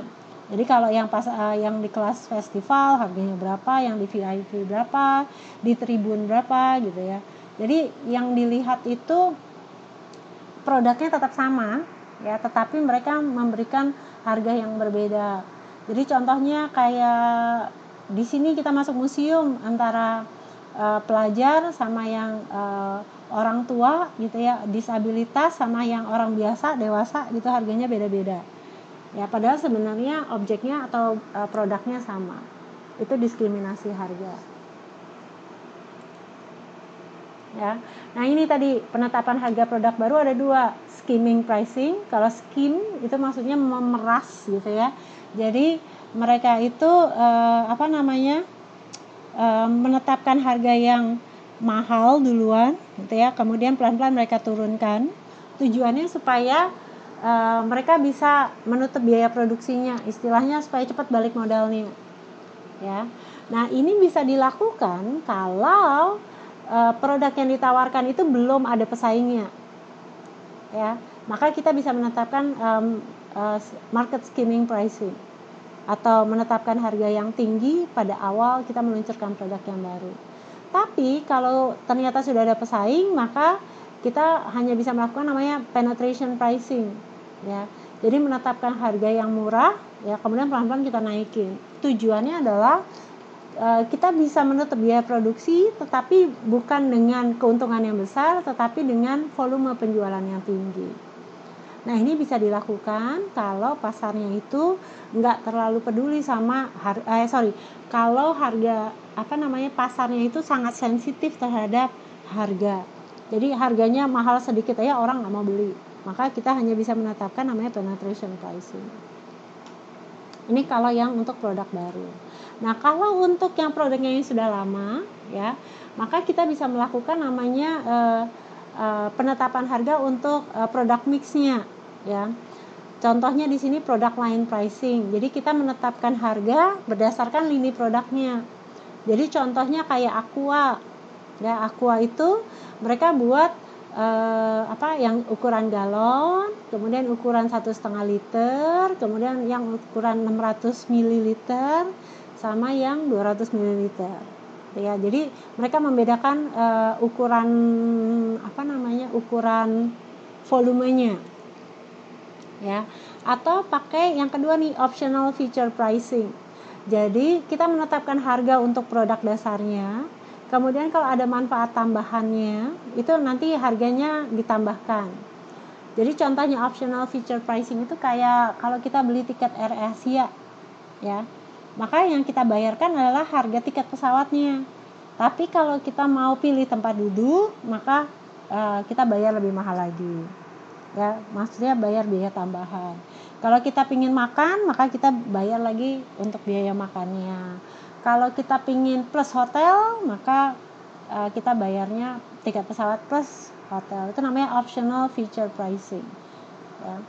Harga dasarnya ada, kemudian kalau kita ingin mendapatkan pelayanan yang lebih atau manfaat yang lebih, maka kita membayar tambahannya. Ya. Atau yang ketiga nih, captive product pricing. Maksudnya captive product pricing adalah kita menetapkan harga untuk produk yang tidak bisa dipisahkan dari produk utamanya. Ya. Jadi contohnya itu kayak kita beli printer, ya. Maka kalau kita udah beli printer, pada saat kita membeli isinya atau tonernya, ya, itu kita harus pakai tonernya yang yang sesuai dengan printernya. Ya, jadi nggak bisa dipisahin dari produk utamanya. Atau contohnya kayak kita beli SIM card, ya. Maka kalau misalnya kita udah pakai SIM card, misalnya kalau di sini tuh kayak Chonghua gitu ya, maka kita harus belinya pada saat kita pengen mengisi ulang harus belinya Chonghua, ya, karena kartu perdana kita Chonghua. Kita nggak bisa pakai yang Tristar atau yang Vibo, itu nggak bisa. Nah, itu yang dimaksud dengan captive product pricing. Jadi kita menetapkan harga untuk produk yang tidak bisa dipisahkan dari produk utamanya. Atau yang keempat, two part pricing. Ya, jadi kita menetapkan harganya terdiri dari 2 bagian. Ya. Jadi misalnya kita cuma pengen beli untuk produknya aja, ya, atau kita membeli produk plus jasanya. Ya. Jadi ini contohnya two part pricing itu kayak kalau kita beli AC, ya. Kalau kita beli AC, kita bisa cuma beli AC-nya doang, unitnya doang. Atau kita beli AC plus pemasangan. Nah, ini maksudnya two part pricing. Jadi harga AC-nya sendiri, harga pemasangannya sendiri. ya. Atau yang ke 5 by product pricing. Jadi kita menetapkan harga untuk produk-produk sisa dari produk utama, ya. Jadi contohnya kayak kalau kita ke kebun binatang, ya, kita ke kebun binatang itu sebenarnya pemasukan utamanya itu dari kita jual tiket, ya. Tetapi kita dari kebun binatang itu kita bisa, misalnya kita buat show, monkey show gitu ya. Jadi kita latih nih monyetnya supaya dia bisa melakukan atraksi tertentu. Nah, dari situ kita mendapatkan pemasukan dari produk tersebut gitu. Atau kayak misalnya tadi kebun binatang gitu ya. Sebenarnya kan orang pemasukannya cuma dari tiket masuk. Kemudian di situ kita jual pupuk, ya, pupuk dari kotoran binatangnya. Nah, sehingga di situ kita bisa mendapatkan yang tadinya itu sebenarnya nggak ada manfaatnya, tapi kita bisa buat menjadi bermanfaat. Atau kayak foto bersama binatang, nah itu termasuk by product pricing, ya.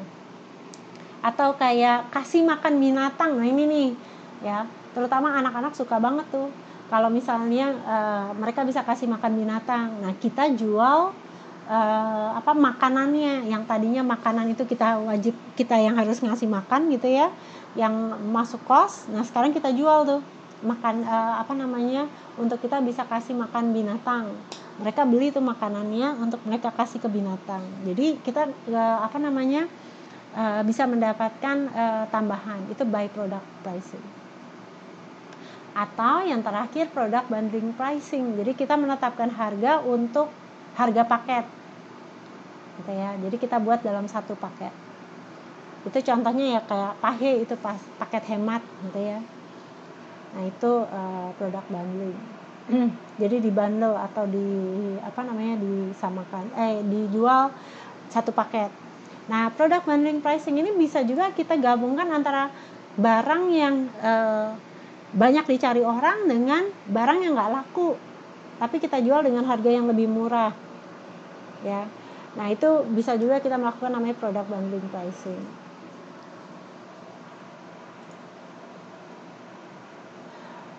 Nah, atau yang ketiga nih, kita bisa melakukan adaptasi terhadap harga, ya. Misalnya kita menetapkan harga yang berbeda untuk zona kota yang berbeda, gitu ya. Atau kita memberikan namanya diskon, ya. Sama allowance itu maksudnya manfaat tambahan, ya. Jadi kayak contohnya kita pakai kupon gitu ya. Jadi orang itu bayar kalau bisa bayarnya pakai kupon yang kita sudah berikan, gitu ya. Nah, di sini misalnya diskon itu bisa kasih cash discount atau quantity discount. Jadi kalau kita beli semakin banyak maka harganya makin murah, ya. Atau functional discount. Jadi kalau misalnya dipakai saat itu maka ada diskon, atau beli saat itu maka harganya berbeda, gitu ya. Ini functional. Atau seasonal discount. Jadi kita memberikan diskon di saat-saat tertentu, misalnya kayak Lebaran, Natal, Tahun Baru, gitu ya. Ini seasonal discount.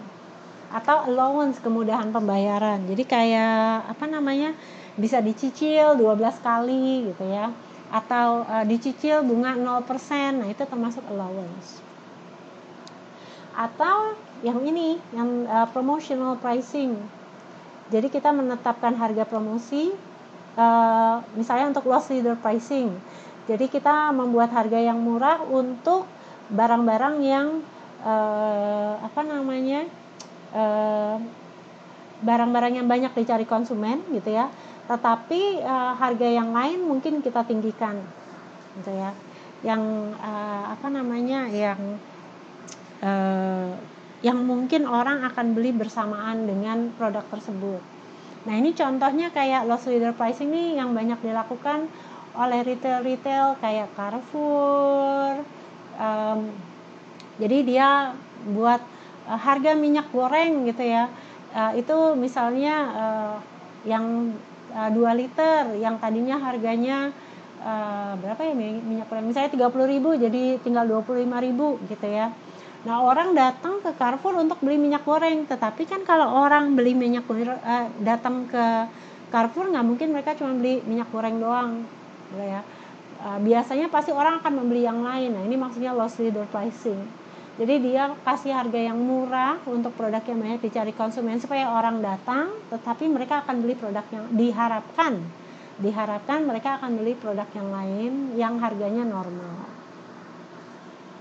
Ya, atau ini special event pricing. Ya tadi tuh saat Natal, saat Lebaran, saat Tahun Baru, atau cash rebate. Jadi kita memberikan kupon cash rebate itu. Ya, kupon untuk bisa membuat pada saat kita membayar, kita bisa bayar pakai kupon tersebut. Atau ini low interest financing, tadi bisa dicicil gitu ya. Bisa dicicil tanpa bunga. Atau di sini longer payment term. Jadi misalnya dicicilnya bisa lebih panjang. Yang tadinya misalnya kayak mobil, kita beli mobil. Kalau kita beli cash itu biasanya nggak ada duitnya gitu ya. Maka mereka buat bisa dicicil sampai 5 tahun gitu ya. Kemudian atau kita memberikan, sudah jam 11 lebih. Sedikit lagi. Atau bisa memberikan warranty ya, atau service contract gitu ya. Atau yang terakhir pakai psychological discount ya. Jadi misalnya kita mau jual harganya 1 juta, tapi kita tulisnya harganya hanya 999.999 gitu ya.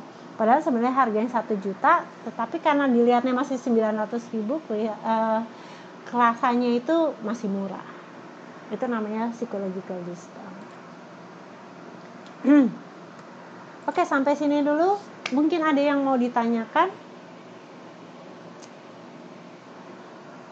Nanti minggu depan kita akan selesaikan ini untuk diskriminasi harga ya.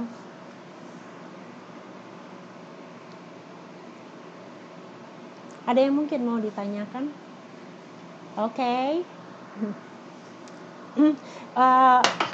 Nah, tolong Anda lihat di Facebook, saya sudah bagikan. Jadi kemarin saya dikirimkan ada 8 kelompok ya. Nah, untuk masing-masing pembahasannya pada saat pertemuan kita yang terakhir itu tanggal 20 Mei ya.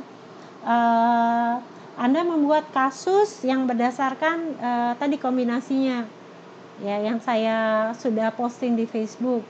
Nah, kalau misalnya Anda merasa, aduh saya nggak ngerti nih yang ini gitu, mau tukeran, silakan Anda tukeran sama teman Anda sendiri gitu ya. Jadi Anda silakan bernegosiasi dengan teman Anda.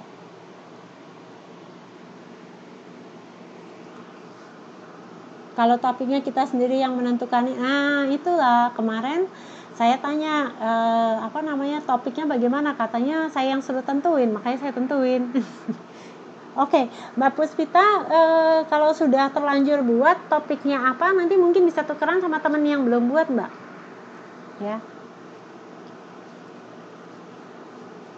Jadi silakan silakan didiskusikan dengan teman yang lain. Jadi bisa tukeran topiknya. Tuh, Mas Ropi belum buat tuh. Jadi mungkin yang yang sudah terlanjur membuat topiknya bisa tukeran sama teman yang lain yang belum buat. Oke, Mbak Puspita?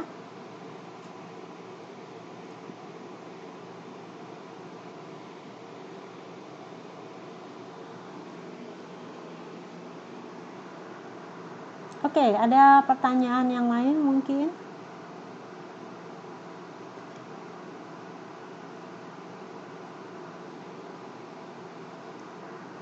Ada? Nggak ada?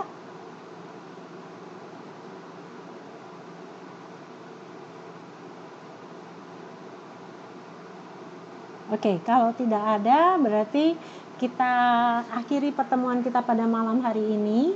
Terima kasih untuk partisipasinya ya. Dan saya harap apa yang sudah kita pelajari pada malam hari ini semoga bisa berguna untuk Anda semua ya. dan selamat istirahat. Sampai ketemu minggu depan. Selamat malam.